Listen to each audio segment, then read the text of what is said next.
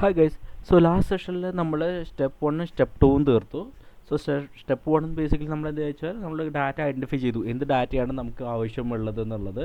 അതിനുശേഷം നമ്മളൊരു കൊറി എഴുതി നമ്മൾ പ്രാക്ടീസ് ചെയ്ത് വെച്ചു.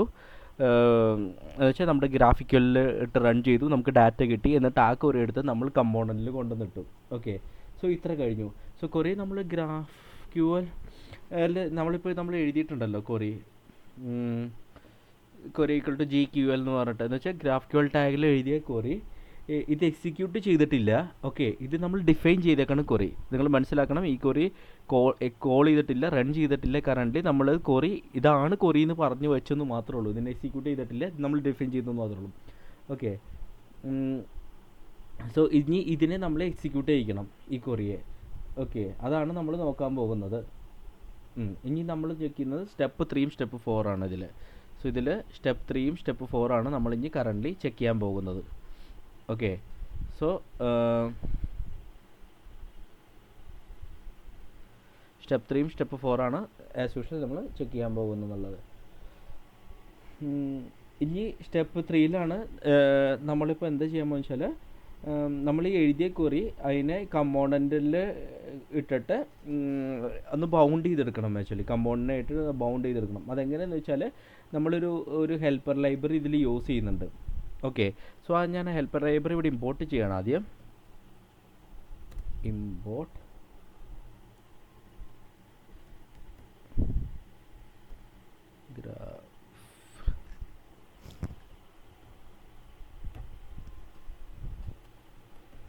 import GraphQL from React Apollo.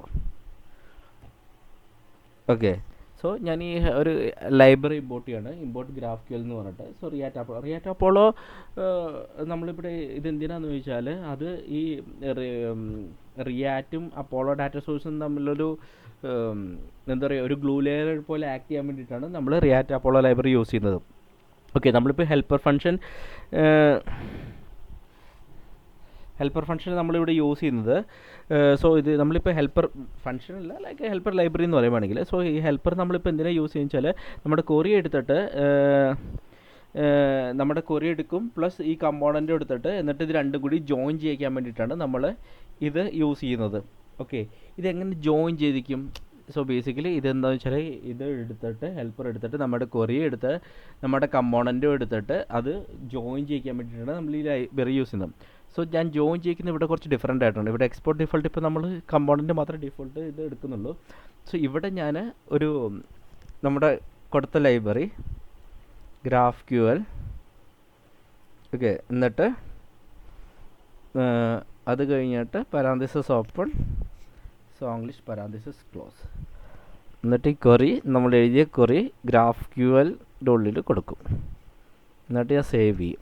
Okay, so ഈ സിൻടാക്സ് നിങ്ങൾ ചെക്ക് ചെയ്ത് കഴിഞ്ഞാൽ റിഡക്സ് അറിയണവർക്കാണെങ്കിൽ ഭയങ്കര സിമിലർ ആയിട്ട് തോന്നും. സോ റിഡക്സ് അറിഞ്ഞില്ലെങ്കിലും കുഴപ്പമില്ല, ഞാൻ ജസ്റ്റ് പറഞ്ഞതുള്ളൂ. റിഡക്സ് അറിയണവർക്കാണ് ഇത് സിമിലർ ആയിട്ട് തോന്നുന്നത്. സോ ബേസിക്കലി ഇതെന്ന് വെച്ചാൽ GraphQL ഓഫ് കൊറി എന്ന് പറഞ്ഞാൽ, GraphQL ഒരു ഫംഗ്ഷൻ വിളിച്ചിട്ട് ഈ ലൈബ്രറി വിളിച്ചിട്ട് നമ്മൾ കൊറി പാസ് ചെയ്യും. ഇനീഷ്യലി നമ്മൾ എഴുതിയ കൊറി പാസ് ചെയ്യും.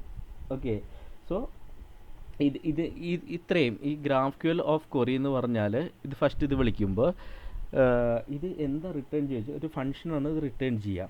ഓക്കെ, സോ ഇമീഡിയറ്റ്ലി ഇതൊരു ഫംഗ്ഷൻ റിട്ടേൺ ചെയ്യുകയും ചെയ്യും.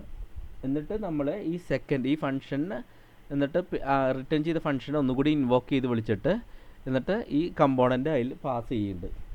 ഓക്കെ, സോ ഇങ്ങനെയാണ് ഇത് എക്സിക്യൂട്ട് ചെയ്യുന്നത്. നമ്മുടെ സ്ക്രീൻ റെൻഡർ ആയ ശേഷം ഇങ്ങനെയായിരിക്കും ഇത് എക്സിക്യൂട്ട് ചെയ്യുന്നുണ്ടാവുക. ഓക്കെ, ഇതിൻ്റെ ഒരു ഐഡിയ ഞാനൊരു പറഞ്ഞുതരാം എങ്ങനെയാണെന്നുള്ളത്. സോ ഇവിടെ നമ്മൾ ചെക്ക് ചെയ്താൽ മനസ്സിലാവും. നമ്മൾ എന്താ പറയുക, ഫസ്റ്റ് നമ്മുടെ കമ്പോണൻ്റ് റെൻഡർ ചെയ്ത ശേഷം, നിങ്ങൾക്ക് കാണണമെന്ന് അറിയില്ല, ഇത് കമ്പോണൻ്റ് റെൻഡേഡ്, ഞാൻ വായിക്കാം. ആദ്യത്തെ ഇത് കമ്പോണൻ്റ് റെൻഡേഡ്, പിന്നെ കൊറി ഇഷ്യൂഡ്, പിന്നെ അതിൻ്റെ കൊറി കംപ്ലീറ്റ്, റീറെൻഡർ കമ്പോണൻ്റ് എന്നാണ് എഴുതിയിരിക്കുന്നത്. ഓക്കെ, സോ ഫസ്റ്റ് നമ്മുടെ കമ്പോണൻ്റ് റെൻഡർ ചെയ്ത ശേഷം നമ്മൾ എഴുതിയ കൊറി ഇല്ലേ, സോ അത് ഓട്ടോമാറ്റിക്കലി അത് എന്ത് ചെയ്യും, ബാക്ക് എൻഡ് സെർവറിലേക്ക് സെൻഡ് ചെയ്യും. ഓക്കെ, സോ അതാണ് ക്വറി ഇഷ്യൂ എന്ന് പറയുന്നത്. സോ ക്വറി ഇഷ്യൂ എന്ന് പറഞ്ഞാൽ ആ നമ്മുടെ ക്വറി ഗെറ്റ് എക്സിക്യൂട്ടഡ് ആയി, അല്ലെങ്കിൽ ക്വറി ബാക്ക് എൻഡിലേക്ക് അയച്ചു, സെർവറിലേക്ക് അയച്ചു, ഡാറ്റയ്ക്ക് വേണ്ടിയുള്ള അയച്ചു എന്നാണ് നമ്മൾ മെൻഷൻ ചെയ്തത്. ഓക്കെ, സോ നമ്മളിവിടെ പറഞ്ഞു ക്വറി ഫെച്ച് ചെയ്യുക എന്നുള്ളത്, ഡാറ്റ ഫെച്ച് ചെയ്യുക. സോ ഡാറ്റ ഫെച്ചിങ് എന്നുള്ളത് അസിങ്ക്രോണസ് പ്രോസസ്സാണ്. നമ്മൾ ആദ്യം പറഞ്ഞിരുന്നത് അത് അസിങ്ക്രോണസ് പ്രോസസ്സാണ്. അത് കുറച്ച് സമയം എടുക്കും കിട്ടാനായിട്ട്. സോ നമ്മുടെ ഫസ്റ്റ് റെൻഡർ ചെയ്ത ശേഷം കുറച്ച് ഡാറ്റ നമ്മുടെ സ്ക്രീനിൽ കാണിക്കും. ഓക്കെ, സോ ഫസ്റ്റ് നമ്മുടെ കമ്പോണൻറ്റ് റെൻഡർ ചെയ്യും. അതിന് ശേഷമാണ് ക്വറി വിളിച്ചിട്ട് ഡാറ്റ കൊണ്ടുവരിക. സോ ഡാറ്റ കൊണ്ടുവരാൻ കുറച്ച് ടൈം എടുക്കും. ഓക്കെ, സോ അതുവരെ ലൈക്ക് ഇനീഷ്യലി നമ്മുടെ കമ്പോണൻറ്റ് റെൻഡർ ചെയ്യുന്ന സമയത്ത് ഡാറ്റ ഒന്നും ഉണ്ടാവില്ല നമ്മുടെ സ്ക്രീനിൽ കുറച്ച് നേരത്തേക്ക്. എന്ന് വെച്ചാൽ ഡാറ്റ വരണവരെ ഒന്നും ഉണ്ടാവില്ല സ്ക്രീനിൽ എന്നുള്ളത്. സോ കുറച്ച് സമയത്തിന് ശേഷം നമ്മുടെ ക്വറി കംപ്ലീറ്റ് ആയ ശേഷമാണ് ഈ കമ്പോണൻറ്റ് റീറെൻഡർ ചെയ്യുക, ഓട്ടോമാറ്റിക്കലി റീറെൻഡർ ചെയ്യുക. എന്നിട്ട് ആ ഡാറ്റ ഫെച്ച് ചെയ്ത് നമ്മുടെ ക്വറിയിൽ നിന്ന് ഉള്ള ഡാറ്റ എടുത്തിട്ട് റീറെൻഡർ ചെയ്യിക്കാൻ പറ്റും. ഓക്കെ, സോ ഇപ്പം ഞാൻ പറഞ്ഞു, ഇപ്പോൾ കമ്പോണൻറ്റ് നമ്മൾ എഴുതിയ കമ്പോണൻറ്റിൽ, ഇപ്പോൾ നമ്മളിവിടെ എഴുതിയ കമ്പോണൻറ്റിൽ ഇപ്പോൾ നമ്മൾ ക്വറി വിളിച്ചു. ഓക്കെ, നമ്മൾ ക്വറി വിളിച്ചു, നമുക്ക് ഡാറ്റ കിട്ടി. പക്ഷേ ആ ഡാറ്റ നമുക്കിവിടെ ഞാൻ എഴുതിയിട്ടില്ല. അപ്പോൾ നമുക്ക് എങ്ങനെയായിരിക്കും ഡാറ്റ ആക്സസ് ചെയ്യാൻ പറ്റുക നിങ്ങൾക്കറിയാം. സോ അതൊന്നും ആലോചിച്ചിട്ടുണ്ടോ എങ്ങനെയായിരിക്കും ഡാറ്റ കിട്ടുന്നതെന്ന്? സോ ഈ ഡാറ്റ എവിടുന്ന് റിട്ടേൺ ആവുമെന്ന് വെച്ചാൽ ഗ്രാഫിക്കൽ ക്വറിന്ന് എഴുതിയ സാധനം നമ്മുടെ കമ്പോണൻറ്റിലേക്ക് എത്തണത് എങ്ങനെ കിട്ടണമെന്ന് വെച്ചാൽ പ്രോപ്സിൻ്റെ രൂപത്തിലായിരിക്കും കിട്ടുന്നുണ്ടാവുക. ഓക്കെ, സോ നമുക്കറിയാം പ്രോപ്സ് എന്തിനാണ് യൂസ് ചെയ്യുന്നത് റിയാക്ട് എന്നുള്ളത്. ഇപ്പോൾ പുറത്തെ ഡാറ്റ അല്ലെങ്കിൽ കമ്പോണൻറ്റിൻ്റെ പുറത്തുള്ള ഡാറ്റയൊക്കെ ആക്സസ് ചെയ്യാൻ വേണ്ടിയിട്ടാണ് നമ്മൾ പ്രോപ്സായിട്ട് നമ്മൾ പാസ് ചെയ്യുക ഡാറ്റ. അങ്ങനെയാണ് യൂസ് ചെയ്യുക. സോ ഇവിടെ നമുക്ക് പ്രോപ്സ് യൂസ് ചെയ്യുന്നുണ്ട്. സോ നമുക്കത് എങ്ങനെയാണെന്ന് നോക്കാം. സോ അതിന് മുമ്പ് ഞാനിവിടെ ഈ റെൻഡറിൻ്റെ ഉള്ളിൽ എനിക്കറിയണം ആ ഡാറ്റ എങ്ങനെയാണ് വരുന്നത് എന്നുള്ളത്. So console dot log of this dot props എന്ന് പറഞ്ഞു കൊടുത്തു. എന്ന് വെച്ചാൽ എനിക്ക് ചെക്ക് ചെയ്യണം കുറച്ച് ചില ഒബ്ജക്ട്സും പ്രോപ്പർട്ടീസൊക്കെ ഉണ്ടാവില്ലേ ഡാറ്റയിൽ, അതെന്താണെന്ന് എനിക്ക് കാണണം. സോ അതിന് വേണ്ടിയിട്ടാണ് ഞാനത് യൂസ് ചെയ്യുന്നത്. ഓക്കെ, സോ ഞാനിവിടെ പറഞ്ഞു ഇത് എക്സിക്യൂഷന് മുമ്പ് ഈ ക്വറി എക്സിക്യൂഷന് മുമ്പ് ഇത് ടൈം എടുക്കുക വെച്ചാൽ ക്വറി എക്സിക്യൂട്ട് ചെയ്യാൻ കുറച്ച് സമയം എടുക്കും.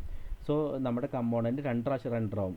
സോ ആദ്യ ടൈമിൽ ഡാറ്റ ഒന്നും ഉണ്ടാവില്ല, ഡാറ്റ ഒന്നും ഉണ്ടാവില്ല. അതിന് ശേഷം ഇത് ക്വറി റൺ ചെയ്ത ശേഷം ക്വറീൻ്റെ ഔട്ട്പുട്ട് കിട്ടിയ ശേഷം രണ്ടാമത് റീറെൻഡർ ചെയ്യും. റിയാക്ട് അറിയുന്നവർക്ക് എന്തായാലും അറിയുണ്ടാവും. ഓക്കെ, റീറെൻഡർ ചെയ്യും. സോ സെക്കൻഡ് ടൈമിലായിരിക്കും റെൻഡർ ചെയ്യുന്ന സമയത്ത് നമുക്ക് ഡാറ്റ കിട്ടാം. ഓക്കെ, സോ ഞാനത് സേവ് ചെയ്തു. എന്നിട്ട് ബ്രൗസർ ഒന്ന് ഓപ്പൺ ചെയ്യാണ്.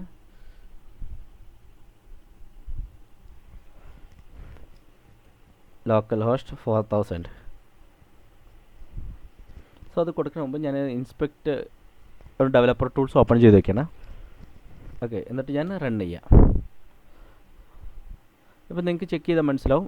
ഇപ്പോൾ 2 എണ്ണം വന്നു. ഞാൻ പറഞ്ഞു ഫസ്റ്റത്തേൽ ഡാറ്റ ഒന്നും ഉണ്ടാവില്ല, സെക്കൻഡിലായിരിക്കും നമുക്ക് ഡാറ്റ കിട്ടുക എന്നുള്ളത്, ക്വറി എഴുതിയിട്ട് ഡാറ്റ കിട്ടുക എന്നുള്ളത് നമ്മൾ പറഞ്ഞു.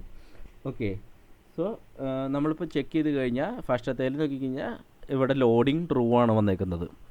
ഓക്കെ, എന്ന് വെച്ചാൽ നമ്മൾ ക്വറി വിളിച്ചിട്ടുണ്ട് ഡാറ്റ കിട്ടിയിട്ടില്ല എന്നുള്ളത്.